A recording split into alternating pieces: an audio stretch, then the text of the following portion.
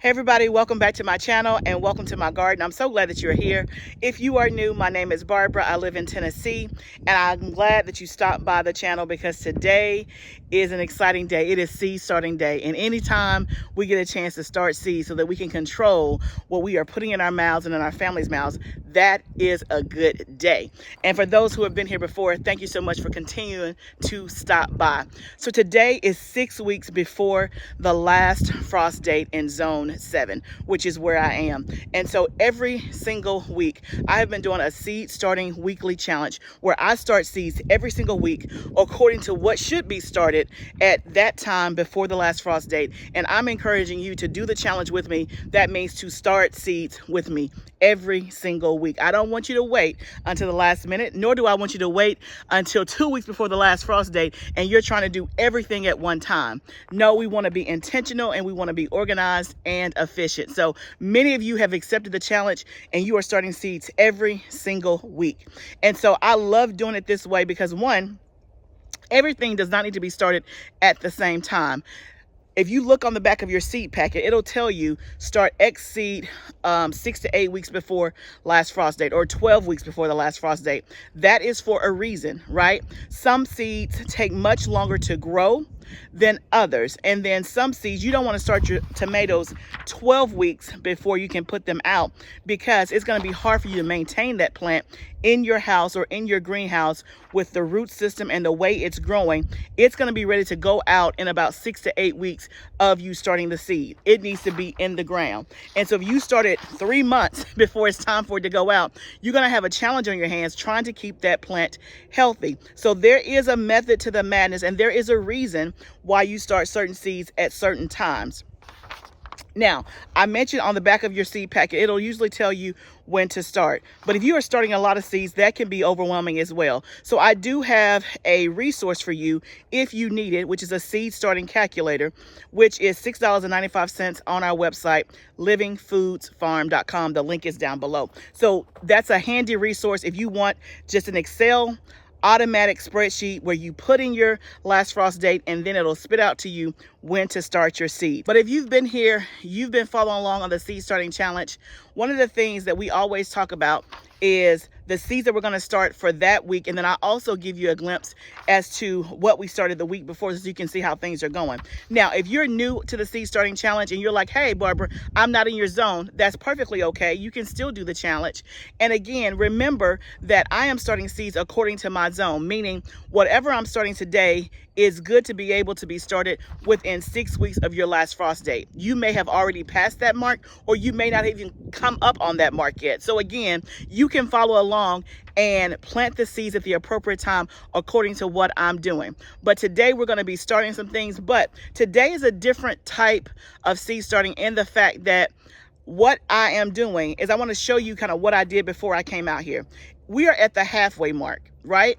And so I started seeds beginning at the 12-week mark. Now I'm at the 6-week mark. And so this is the time where I take inventory of what I've done so far and to see where am I on track with the numbers that I need, or do I need to start more of a certain thing, or where am I? And I encourage you to do the same.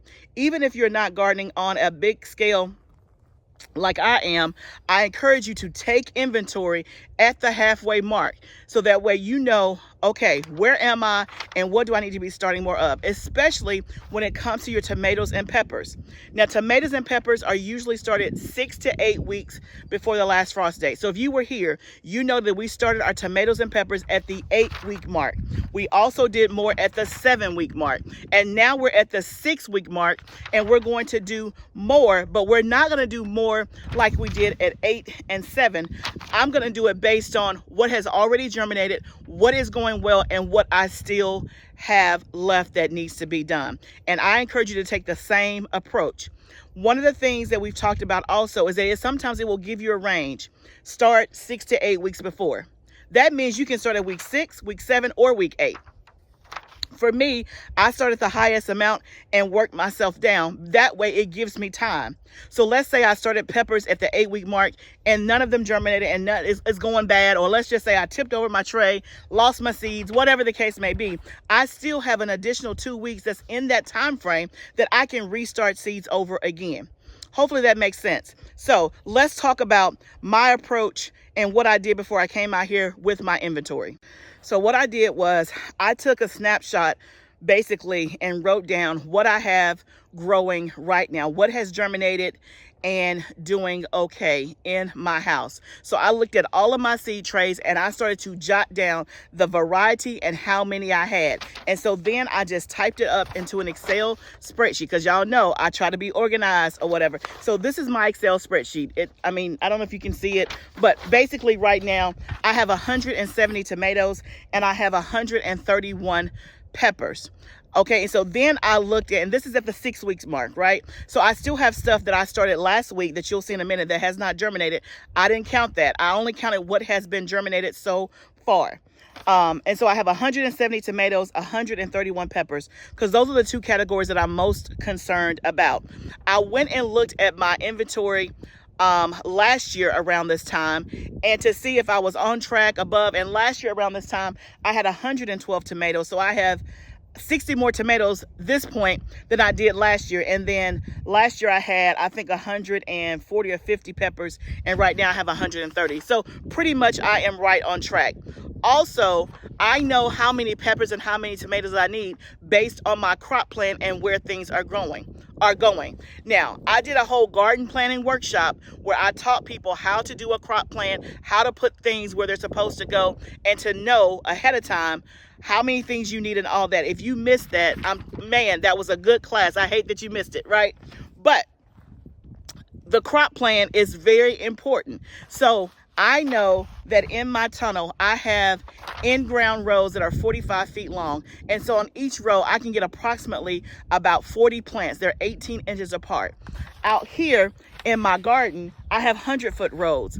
And so if I'm doing a whole row of tomatoes, they are spaced about 18 inches apart as well. I can get about 50 to 55 plants given on each row. So I know if I'm going to do 2 rows of tomatoes, which I normally do out here, I need at least 100 tomato plants. Right? That's how I came up with that. And then if I'm going to do another row in here, that's another 150. So I know I need at least, bare minimum, 150 tomato plants, roughly. Now, I probably only need like 135, 140. But again, I'm overestimating because some seeds are not going to go well. Some seeds, once you put the plant in the ground, you may have some transplant shock. Anything can happen. So you always want to err on the side of more than less. Because when I get ready to plant this stuff out, in April or May, what I don't want is to be short by 10 or 15 tomato plants and have to go buy transplants from the store. Now, can I do that? Absolutely. That's what that's there for. But if I don't have to do that because I've planned, then that's even better. Okay? And me starting tomato seeds to go out there in April or May, a little bit behind. I would probably go buy transplants from the store. So this week is the last week that I'm going to be starting tomatoes and peppers for the outside garden and for the tunnel. Now, you guys know behind my house, I have raised beds. And right now in those raised beds, I have garlic and onions. When those things come out, which will be like the end of May, first part of June, I will replant stuff back there. I will have a bed of tomatoes. I'll do Roma tomatoes, and I will do a bed of peppers. And then the other 3 beds are probably going to be potatoes and cucumbers. I'm still working on that part of the crop plan. So what that means is that if I want tomatoes and stuff out there, that stuff is not going to be planted until June. So again, it's March. I would not start those tomatoes now. That's going to go behind my house in June. I'm only starting the ones that's going to go out here or in there in April or May. Hopefully that makes sense. So if I'm being good, I will restart tomato seeds somewhere around the end of April. Now, last year I said that I had all hopes and intentions, but it was so busy, I didn't get it done, and I had to go buy transplants. And you know what? If I had to do that, A-okay. But if I only have to buy transplants for 2 raised beds back there versus 4,000 square feet, I'm still to the good, okay? So this is my spreadsheet, and so this is informing me of what I need to start today. So when I talk about what we're going to start today, it is based on this information right here. So now let me show you how the things are doing that you and I started together last week as well as the week before on a certain tray. And then I'll come back and we can talk about how the progress is going. Okay guys, this is one of the trays from our week 7 seed starting. So you can see overall we have really good germination. These are tomatoes in these first 4 blocks. I would say that's probably about 75% germination, which is good on week 1. And then this is the ahi crystal, the new one that I'm doing. So it looks like I have 4 out of 6. Here are some more beefsteak tomatoes there. You can see my I got 2 out of 4 Paul Robinsons. And then we have some more jalapenos, which germinated. Red Ember, which is a cayenne. And this is the yellow monster. So we have 5 out of 6 so far, which is good. Okay, this is the second tray we started last week at week 7. So overall, you can see germination, I would say maybe 50%. And so let's start here with the peppers. So I have serrano peppers here. It looks like I have 5 out of 6, which is good for the first week. These 2 are coleus. Remember I told you the seeds were so tiny. I only see like 1 popping up there. I don't see anything in any of these other ones. I really hope I see more because those were the only coleus seeds that I had. Here are the snapdragons. I saw 1 piece of green right in there. And then this is the Wonder Bell pepper. You can see I have 6 out of 6. Here's some more Wonder Bell pepper here. And it looks like I have 5 out of 6, which is good. That's a new one I'm trying from Territorial Seed. These are the Goldie tomatoes from M.I. Gardener. That's 5 out of 6. The Sunrise Bumblebee, looks like I have 1 or 2 out of 6. And then this is Amish Paste, which is doing good. This is Sun Gold, which is great. And those Sun Gold seeds were from 2022. So look at that. I told you seeds want to grow. And then Amish Paste here again. So overall, looking good for the first week. Okay guys, this is the third tray that we started at week 7. So you can see overall germination, again, it's pretty good. So we have the Ozark Giant here, which is a new bell pepper that I'm trying. So I have 3 out of the 6. And this one right here, we have 1 Red Ember out of 3. And it looks like we have 1 Sriracha coming up right there out of 3. The Lemon Balm has been here. It's just in this tray. Jalapeno, we have 1 out of 6 there. The Marigolds continue to do well. Looks like we probably have 13 out of 16 there. These are jalapenos, more jalapenos. That's 4 out of 6. In the cayenne, we have 2 so far. No, 3 out of 16. I anticipate that more of those will show up in the next week or so. And then this is just lettuce and chamomile that had already been done. They're just in this tray. So overall, week 7 has been a success. But let me show you the ones from week 8. Okay, guys, this is a tray of peppers that we did at 8 weeks before the last frost date. And I showed you these peppers last week. And remember, we did not have as good of germination. But give it another week on your peppers. They can take literally up to 14 days. And you can see that I have way more germination. And they're looking good. So these are 2 weeks old. But at week 1, I did not have this much germination. So just wanted to show you that on the peppers, they literally can take 14 days and sometimes even up to 21. Like I have one right there that's just now germinating. And we're already past the 2-week mark. So just wanted to show you the peppers did show up. Okay, guys, so you can see that we've had some good progress, and I was happy to show you that the things that we started at the 8-week mark around the peppers. Remember when I showed you the video last week, I did not have much germination, but now you can see, given 1 more week, we have more germination. So with your peppers, you gotta have long suffering because they're gonna take their whole time. You know how some people they're on vacation and they're not checking in email until Monday morning after vacation. They're going to get their whole vacation. Pepper's going to get their whole time, right?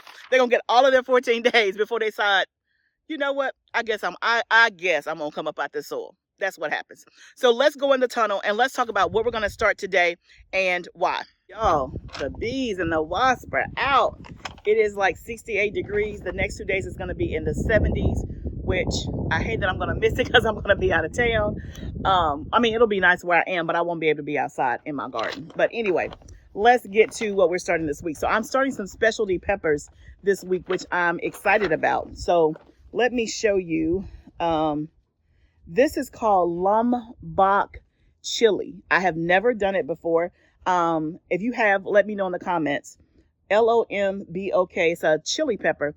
I got this. There was a seed swap in my community. I wasn't able to make it, but the lady who's over the event, she knows how much I like to garden, and she is a friend of mine on Facebook.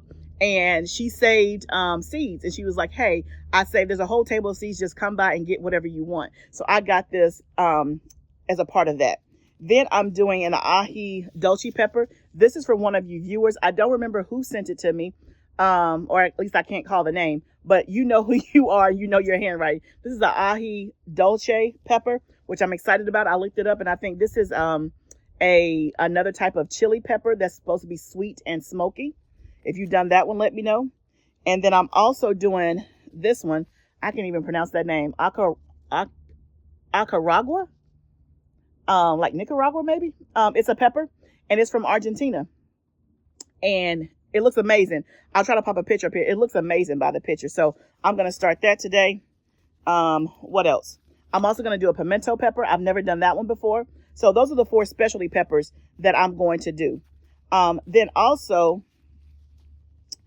now I'm gonna do things that I still need more of. So I'm gonna do another tray of red ember, which is a cayenne. I'm going to do the Wonder Bell pepper, which is a red. I'm going to do the Ozark Giant, another one of those, and the Yellow Monster. So I did all of these last week. They've germinated very, very well, but I want more of them. When I look at my pepper count, I want more of these. So I'm going to do another either 6 or 12 each of these right here that we started last week.